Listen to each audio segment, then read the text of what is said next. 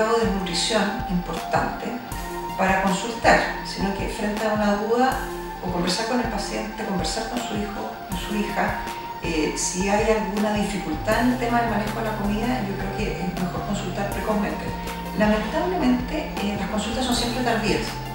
Cuando ya la paciente está desnutrida, la verdad es que lleva mucho tiempo, porque además es un paciente que esconde su físico. Por otro lado, la paciente bulímica en general tiene un peso adecuado.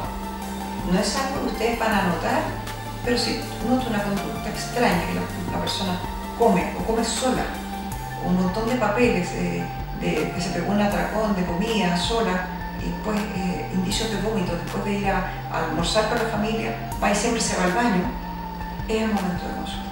No espere el peso, porque el peso es muy tardío, se demora mucho tiempo la persona en estar desnutrida, de tal manera de tener que llegar a una consulta y es tarde. Entonces, hágalo antes, vea la parte emocional de su hija.